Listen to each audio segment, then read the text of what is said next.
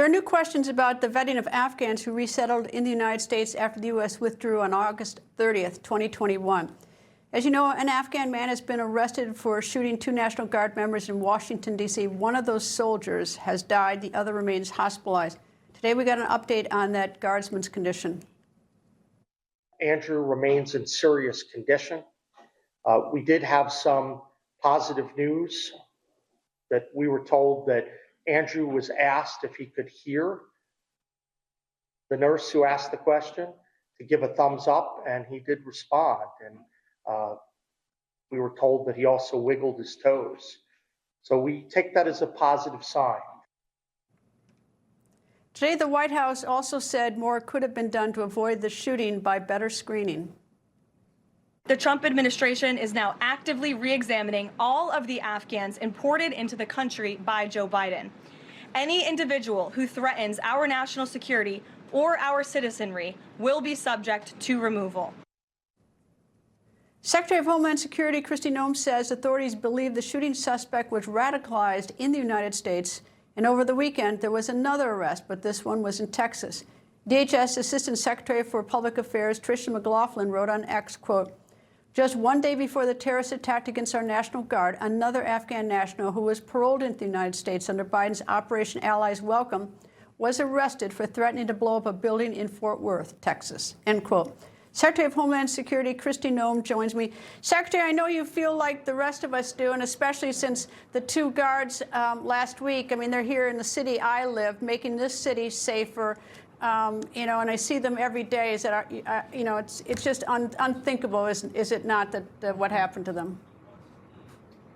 It really is. They both were so young, took an oath to defend this country, volunteered to come here and help keep people safe. And Sarah's family, I know, is absolutely heartbroken. And we're glad to get an update on Andrew. We're still praying for him, hoping he can fully recover and continue to be an inspiration for all of us. Do we not have to be a little realistic on this, on vetting these people? How many have come in under the Operation Allies Welcome, and how in the world do you vet someone's future conduct? I mean, I don't understand how Homeland Security can do that or anybody else can. I know everyone wants to point fingers right now, but how do you begin that task? I just think it's almost impossible. Yeah, well, Greta, you asked how many people came in. We think up to 100,000 people came in under Operation Allies Welcome that may be here that we don't know necessarily who they are or why they came to this country. If they came here truly maybe for asylum, or if they were someone who had nefarious ideas on how to attack Americans or to undermine our way of life. What I would say on the vetting process is that has to happen before they ever come here.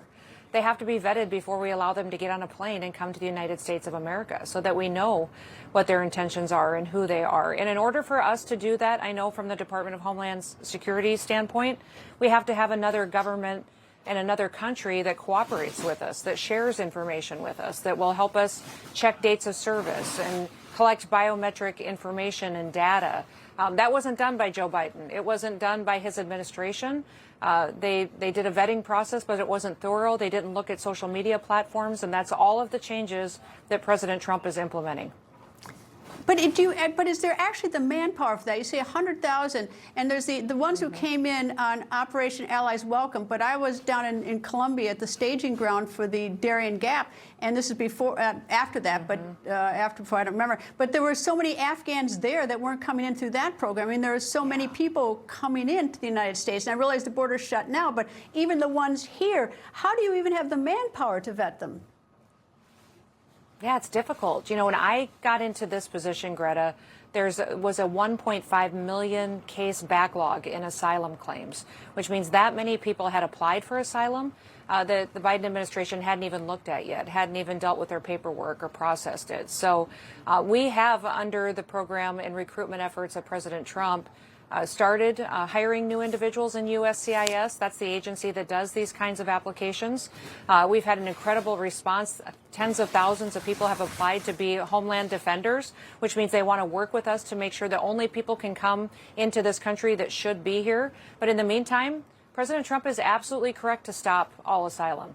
stop all paperwork, all processing, not let people come here, especially from these countries that aren't stable, that can't help us vet individuals until we know what we're doing, who we're letting into this country, and to make sure that they're properly vetted.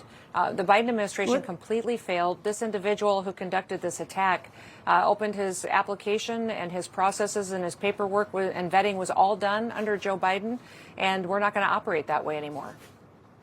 With this man who's sitting in the D.C. jail or wherever he is, maybe he's still in the hospital, I don't know where he's happened, but he was already here, so he would have been, you wouldn't have caught him in a net to vet in your administration. He was already here.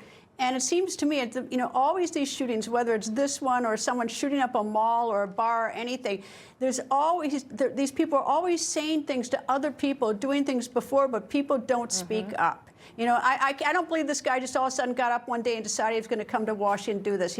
He had to have been saying things to people beforehand. There had to have been red flags.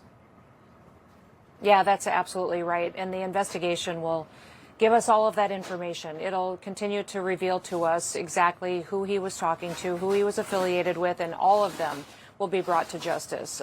I will say that we believe he was radicalized here in this country after he got here, but we have to identify the tendencies of individuals who may be vulnerable to that, what we can do to make sure that we have those interviews while they're here, after they've arrived as well, and stay in touch and make sure that these individuals want to be Americans, that they love America, that they should only be here if that's what their heart is. And that just it wasn't true under the Biden administration. They let millions of people come into this country that we have no idea who they are. If they were terrorists, criminals, murderers, or rapists, they let them in. Well, there's a dirty little secret, too, about the way we left Afghanistan, because we left behind so many people that helped us. That so many we trained prosecutors to put the Taliban into prison. So then the Taliban comes into the city and opens up the prisons, and all the people that are now get out of the prison are going after the prosecutors that were doing our work. They were having all these retribution killings in Afghanistan because of the way we left. So, I mean, there's just the dirty little secret is a lot of the good people we left behind and who are getting killed now because they helped us.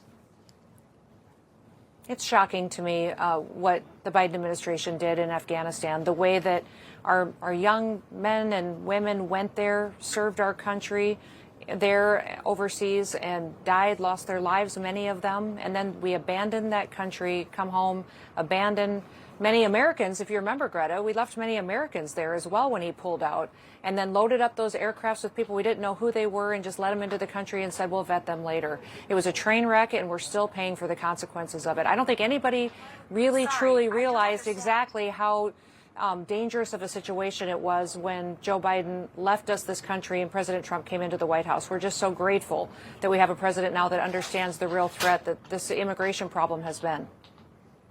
Well, Secretary Kristi Noem, I know how hard you work. You work 24/7, 7 days a week, and it's a real heavy lift and a big responsibility. So, you know, I appreciate what you do. Thank you very much for joining me, too. Oh, thank you, Greta. You bet, anytime. People think news just happens. It doesn't. It happens because there's someone there to capture the moment, to explain it and share it. That's my job. I go where news breaks and give you the facts. Join me for The Record on Newsmax.